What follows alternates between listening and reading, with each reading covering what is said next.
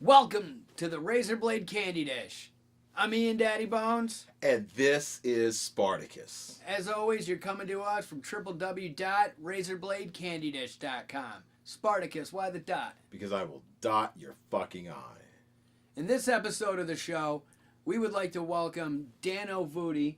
It's Voodie? Yes. All right. Is, yeah. Now, Dano, I'm bringing you on the show because I figured it wasn't fair for you when I had Jimmy Evans on the show. Never heard of that guy. You know who Jimmy is? Jimmy who? Well, I'm not allowed to talk to you.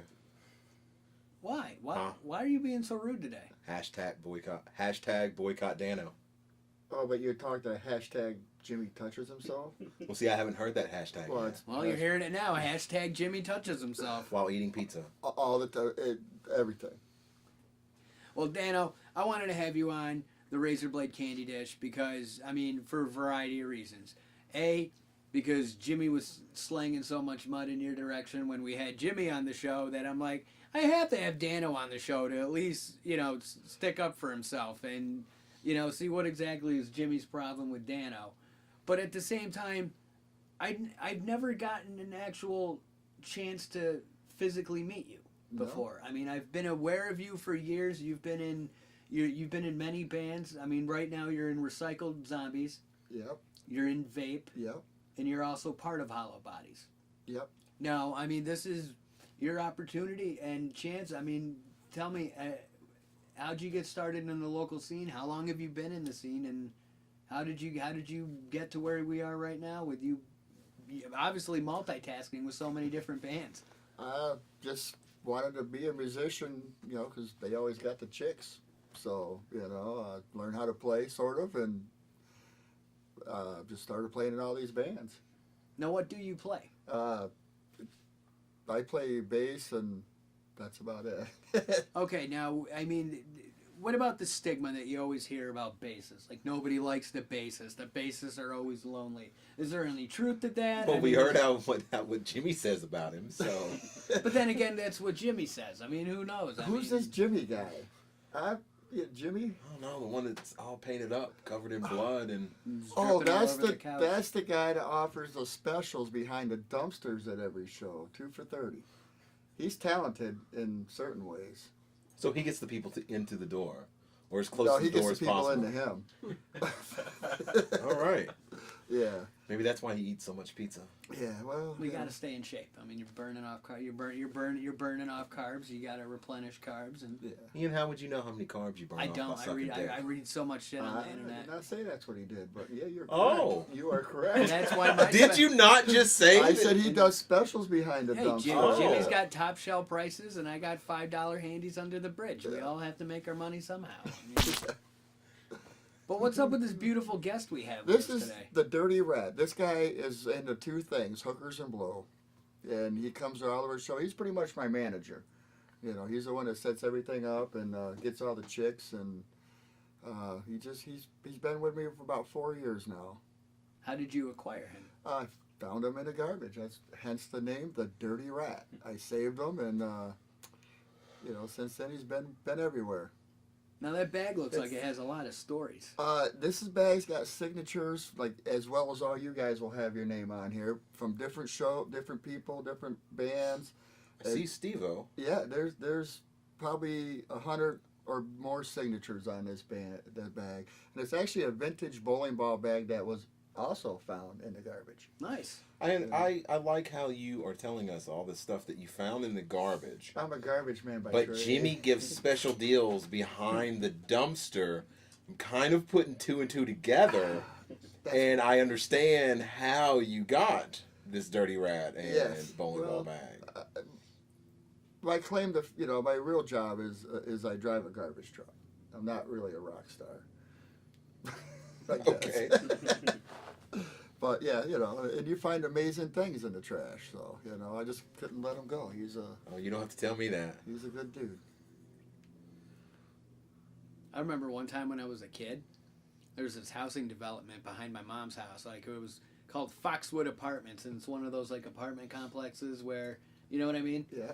And they have these, obviously they have these dumpsters, but I remember this one guy was on his way to, he was moving out of the apartments, and he had a bunch of role-playing games, like old role-playing game books, like Battle Bowl and Dungeons and Dragons, and all these game manuals that he was on his way to take them to the dumpster until he saw me and my buddies just happened to be coming down the street with our bikes, and he's like, hey, here's some kids. I don't have to go all the way to the He really dumpster. I was. could just give this shit to them and have that's them literally fucking deal how with it happened. He's like, hey, do you kids like role-playing games? And I'm like Dungeons and Dragons? Yeah, I got a bunch of D&D books.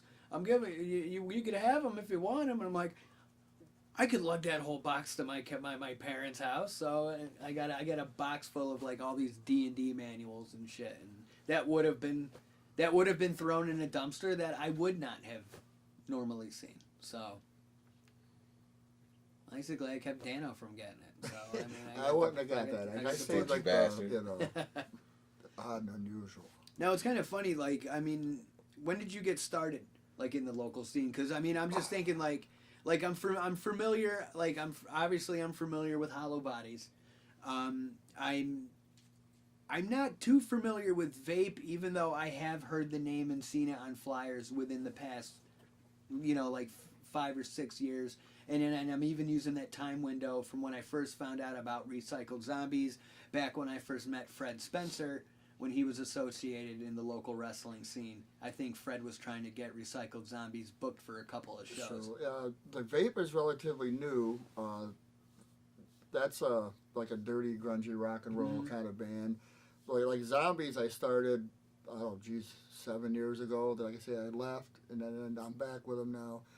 My claim to fame was Punch Truck Monkeys. Mm-hmm. That's when I first got out into the music scene with Crappy the Clown. He actually did a lot of stuff with ECW wrestling back in the day and stuff. And like I say, Hollow Bodies, I just, joined those guys just recently as well. So. And it's the one thing, too, I noticed, like, with Jimmy, because, like, ever since I've known Jimmy, he's been in, around the local scene. And I remember, Jimmy, when he joined the Others, and then they took a break, and Jimmy was trying to figure out what to do going forward, but I knew him playing, jamming out at the studio at Nipen and whatnot, and see, I remember when like with Jimmy, I remember when it was Hollow Bodies was a new idea to where it is right now. With you guys constantly being booked, you guys always got shows going on, and your fan base is starting to increase. I mean, what's that? It's one thing asking the questions to Jimmy and getting his answers. What's it like from your set of eyes sharing the same stage? I've known Jimmy since he was a little kid. He used to actually come to a lot of Punch Drunk Monkey shows, and like we'd all be backstage smoking pot and stuff. He'd be like, "Hey, let me in." I'd be like, "Got any pot, kid?" No, and they shut the door in his face and go on. Got any pizza? and then they lost their guitar player, and I called him up and said, "Hey, you need a bass player?" And he's like, "No." I said, "No, you really need a bass player, dude." He's like, "Well, I play bass." I'm like, "No, dude, really, you need a bass player." So, he's like, "Well, what am I gonna do?" I said, "I don't care what you're gonna do." I said, and I started jamming with him, and I guess he decided to learn how to try to play guitar. So, and I don't know, it's fun doing shows with him. That's one hell of a job interview. Yeah. I'm gonna be your bass player. We don't need a bass player. Yes, you do. I'm going to be your bass player. I'll be there tonight. Yeah.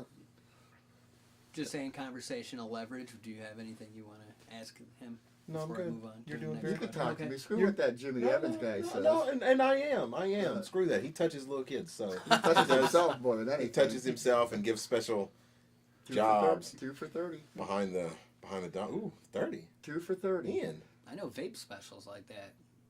Like bottles of vape juice. Hell yeah. you realize he's in a band called Vape, Yes, right? I know So that. you're saying that Vape But gives He's specials sitting like right that? next to me. I heard. But vape Oh. is an acronym. But you're Vape is an acronym, which I do know big words. Fuck all you guys. It stands for Vice and Perpetual Excess, which we all have vices and we tend to take them to the excess.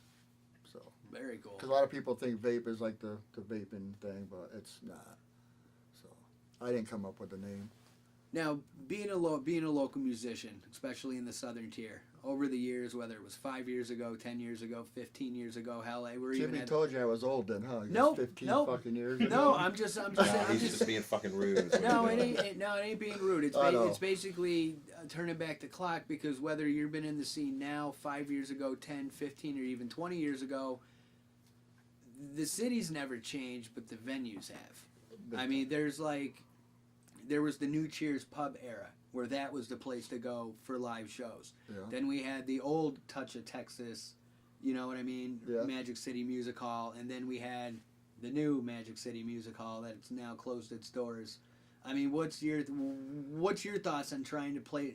What's your thoughts on trying to find a place to play, get booked, jam out, when the places that have been popping for whatever reasons unexpectedly shut their doors? It's changed a lot over the years. It used to be a huge music scene, and then it died out. It's coming back, but like most of the venues now, I mean, there's a few. You have to hunt for them. I mean, local. Can I say local names of places? Go ahead, please. There's like Topper's Saloon in Endicott. Great place for live music. Thirsties. A new place in Johnson City Bar and Grill. It's just you gotta, they're there. You just gotta hunt for them, And most places are pretty acceptable of the style of music. Like with Hollow Bodies, it's we're not like your normal bar band, so that's kind of a hard band to get into places. But people are digging it. I mean, scared the shit out of some people, and other people are kind of like into it. So but, we like what we're doing, and it's original. But there's places you just gotta hunt. The scene is coming back now. It used to really be big, and then like I say, it died out. But it's coming back around. People are coming out, to enjoy the show, I guess. But just gotta hunt for them. Cool. Most places now are pay to play, anywhere out of this area, which kind of sucks. But Now, do you guys ever? I mean, like with Recycled Zombies, do you guys participate in like Battle of the Bands type things? those to me are gay because it's how do you put like this style of music against this style? Why does this band? So I tend to stay away from those. Because the reason I'm asking, I guess, is I remember when I first got into the local scene, showed an interest in the local scene. I remember everything in this area was Eric Charles Presents. Yes. Yeah. And I remember that name because I remember, like, I mean, it's to me, it's kind of legendary in a sense because Eric Charles Presents Search for the Southern Tier's Best Rock Band was at Touch of Texas. And that was the show that I know 40 Odd Magnate was a part of. That was the night that I met Big Drew for the first time. And I learned a lot of shit that night. Yeah. And it's like, looking back on it, one of the questions I've always had with the scene is, whatever happened to that Eric Charles guy? And I remember recently had a conversation with J-Cop from 40 Odd Magnate. Oh, yeah. And I asked him that question, and he, like, filled me in on, like, I guess like every band that participated in that got screwed over because I guess the eventual winner was interviewed by our local 6 o'clock news before the doors even opened, saying that they were announced as the winners. So like every band that participated in that felt slighted and scammed Sure. and ripped off. And But I can't see how these battle unless it was all one style of music, man. What's to say a cover band is better than an original band, or if you have a rap band? I mean, they're all talented guys, so to pit everybody against everybody just see, leaves a bad taste in everybody's mouth. Personally, I'm not the biggest fan of cover bands. I've never been the big because I'm looking at it like if you're going to be in a band, if you're going to learn how to play guitar, you should want to play your own original music. You know what I mean? And so it's like I kind of don't like seeing cover bands do like the stuff you're hearing on like KGB and whatnot every day. And it's like, what's the difference between, like, are you trying to be a musician by doing cover songs, or are you trying to be original? You know what I mean? Yeah. Like, what's your thoughts on that? I was the same way at first, thinking, well, why do you want to do it, to play other people's songs? But, I mean, music is music, whether you're playing your own or somebody else's. And, I used to slight the cover bands pretty hard, but I've opened up to it, and I understand what they're doing. I mean, some guys want to do it to make money on the weekends, and that's why you got to play covers, because the original scene is tough. You know, to get a fan base of original people to come out to see your own songs, it's amazing. You know, I mean, I've been fortunate enough to play in a bunch of bands that people do like it and are coming out, but, you know, and there's a come a day when I'm like, you know, okay, I want to make money, you know, doing what I'm doing, and hell, I'll probably play country then. Just kidding. Just kidding. But, you know, I understand why people want to play covers, you know. I don't slight them for it anymore like I used to, but I myself prefer originals, you know. You do some covers and, you know, think people, oh, I know that song, you know. So, but that's my feelings on it. Now, being in 3 different bands, how do you like, I mean, you're always Dano, but is there a difference between Hollow Bodies Dano and Vape Dano and then Recycled Zombies Dano? Pretty much, because it's almost 3 different styles of music, actually, you know. So, and fortunately enough, I get to be who I am in each one of them. You know, always me, I guess. What would you say? I mean, I ask this question sometimes, but, you know, doing live performances and, you know, not trying to get you to burn any venue bridges, but what would you say would have been like your worst experience getting booked, and what would be your best experience getting booked? Like looking at it like, oh, I can't believe we're playing in this shithole compared to, oh my God, I can't believe they're having us. I've opened up for some big bands. Guar, Michael Graves are probably like, you know, some of my biggest, you know, bands I've opened up for. L7, you know, Bloodhound Gang, you know, Morphine, and to be honest with you, I really not played any shows I regretted, or, you know, I mean, they had shithole bars are a lot of times my favorite ones to go to be honest with you. You know, there's no expectations, and, you know, they, you know, let you pretty much do what you want. So we'll come to your house and play even. I don't care. Jimmy says you're inviting us over. Actually, I might have been until I found out Jimmy likes to touch things. So he runs. I don't want to catch him right after work. No, you don't want to catch anything Jimmy's got anyways, but... Well, Dano, do you got any upcoming shows you want to tell our listeners about, or viewers? We do have, actually, I'm not sure when this is going out, but March 11th, Zombies are playing at Toppers, and just look on Facebook. We always post everything on Facebook, on our band pages and stuff, and, you know. And where can we find you on Facebook? I guess, like, Dano Voodie is one place, Hollow Bodies. I don't know all these freaking... www. whatever. Right. We're on fucking Facebook. Look us up. Vape, Recycled Zombies, yes, Hollow Bodies. Yes. That's where you'll find Dano. Yeah. The only thing I know on, like, computers is porn and, you know, how to log into my Facebook account. That's it. You know. Okay. These other addresses, I'm lost on. The important shit's down. Yeah, you know, so. Yeah. Especially since you're dirty rats getting all the real pussy, you gotta know where to get the porn from. That's he's in a couple of them actually. But support local bands, everybody. That's, you know, that's an important thing. That's what we're out there doing. You know, is for the people. You know, so and boycott Jimmy Evans. I don't care what he says. All right, dirty motherfucker. All right, well, Dano, it's been a pleasure. Thanks for having me, man. Anytime, anytime, and.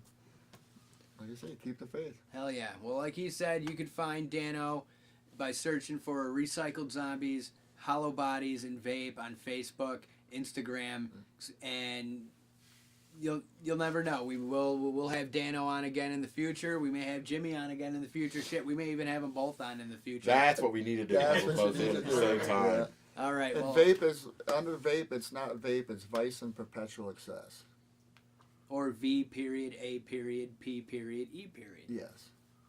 All right. Well, I'm Ian Daddy Bones. And this is Spartacus. And we will see you next time. Victory!